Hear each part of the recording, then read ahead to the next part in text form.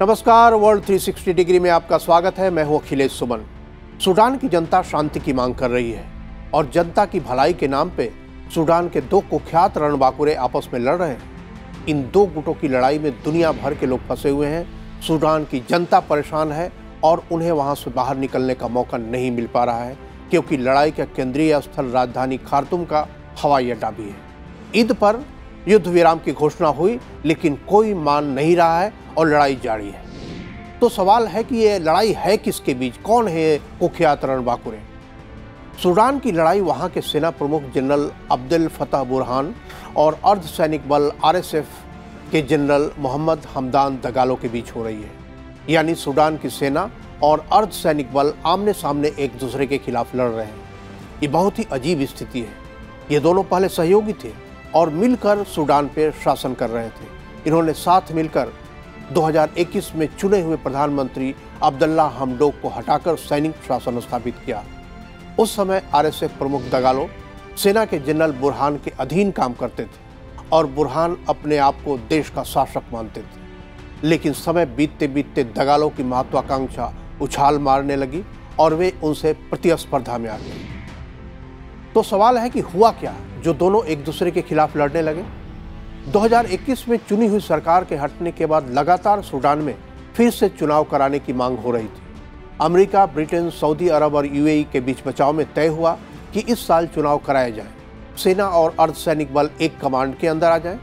11 अप्रैल को इसके लिए सूडान के 40 नागरिक संगठनों और सेना और RSF के बीच समझौते पर हस्ताक्षर होना था।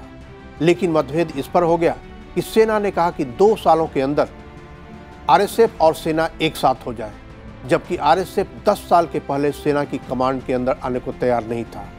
इस पर समझौता टूट गया और 13 अप्रैल को RSF के जवान राजधानी खार्तूम की तरफ कूच करने लगे, जो सीधे सेना के नियंत्रण में माना जाता था। बस दोनों के बीच 14 अप्रैल से जंग छिड़ गई, जो पूरे देश में सेना और RSF के बीच लड़ाई में तब्दील हो गई है।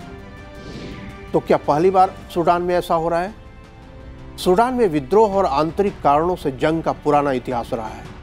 1 जनवरी 1956 को ब्रिटेन और मिस्र से आज़ादी मिलने के 2 साल बाद ही सूडान में विद्रोह और सत्ता पलट हो गया। उसके बाद 1969, 1985, 1989 और 2019 में भी विद्रोह के साथ सत्ता परिवर्तन हुए। 2011 में सूडान के मुस्लिम और ईसाई समूह के बीच लड़ाई इतनी तीखी हो गई कि देश का ही विभाजन हो गया। मुस्लिम बहुल राष्ट्र सूडान रह गया, जबकि ईसाई बहुल नए राष्ट्र का नाम दक्षिण सूडान रखा गया। भारत और अन्य देशों का इस पर क्या रुख है? सूडान की राजनीति में 4 देशों का प्रभाव रहता है: अमेरिका, ब्रिटेन, सऊदी अरब और UAE। भारतीय अधिकारियों ने इन सभी देशों से संपर्क किया है। भारतीय अधिकारी सूडान के दोनों लड़ाके समूहों के संपर्क में भी हैं।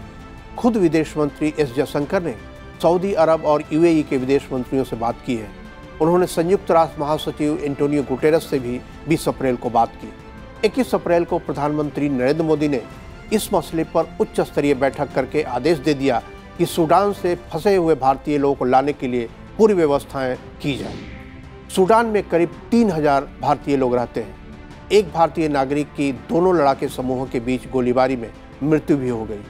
भारत की कोशिश है कि सूडान के दोनों गुटों के बीच संघर्ष विराम हो और जल्दी से जल्दी जो भी भारतीय सूडान में फंसे हुए हैं और जो वापस आना चाहते हैं, उन्हें वापस लाया जाए। तो आज की इस रिपोर्ट में बस इतना ही। नमस्कार।